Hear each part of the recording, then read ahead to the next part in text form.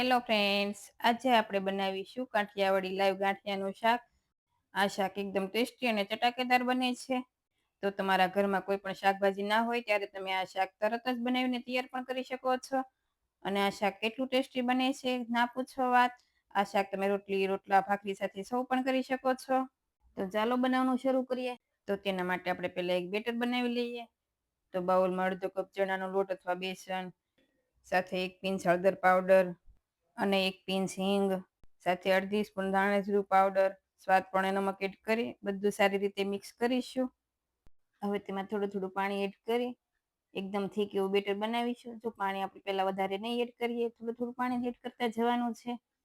તો હવે આ રીતે બેટર બની ગયું છે, તમે જોઈ શકો છો. જો પાણીની જરૂર પડે તો જ પાણી થોડું એડ કરવાનું.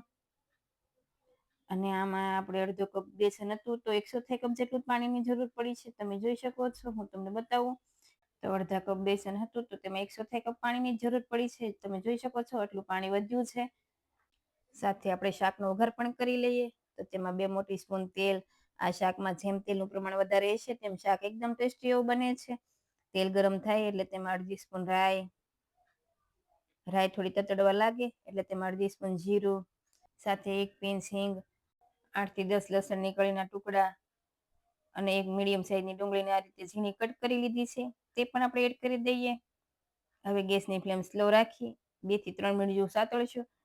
થોડી આસો બ્રાઉન કલર જેવી થાય ત્યાં સુધી થવા દેશું. અને જો તમે કાંદા લસણ ન ખાતા હોય તો તમે સ્કીપ પણ કરી શકો છો, તો પણ ખૂબ જ ટેસ્ટી એવું શાક બને છે.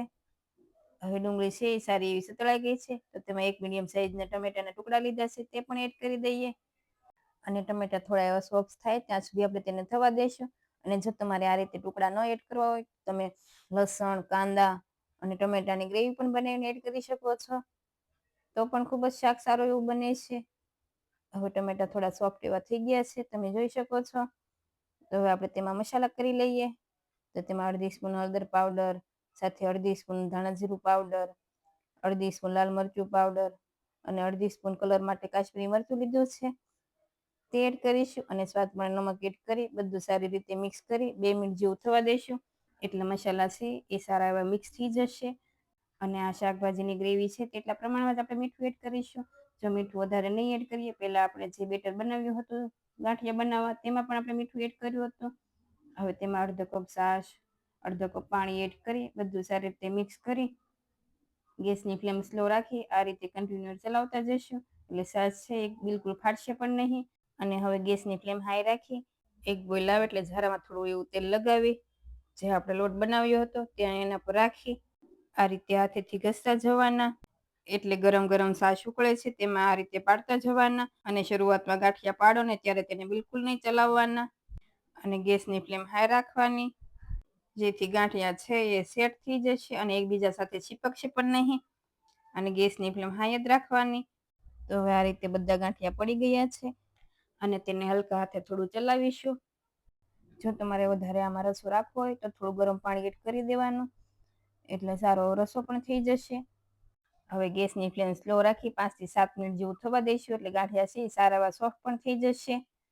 તો 5 થી 7 મિનિટ જેવું થઈ ગયું છે અને તેલ પણ અલગ દેખાવા લાગે છે, તમે જોઈ શકો છો. તો એકદમ સરસ એવું શાક બનીને તૈયાર છે. તો આપણે તેને હલકા હાથે થોડું આ રીતે ચલાવી લઈશું. અને જો આ સમયે તમારે થોડો ગરમ મસાલો એડ કરવો હોય તો પણ કરી શકાય. હવે ઉપર લીલા ધાણા એડ કરી ગેસની ફ્લેમ બંધ કરીશું અને સારી રીતે મિક્સ કરી દઈશું. અને શાકને થોડું ટેસ્ટ કરી લેવાનું. જો તમને કંઈ ઓછા વધુ લાગે તો તમે એડ પણ કરી શકો છો. આ શાકને તમે રોટલી, રોટલા, પરાઠા સાથે ગરમા ગરમ સર્વ કરી શકો છો. તો તમને રેસીપી કેવી લાગી તે મને કમેન્ટમાં કહેજો.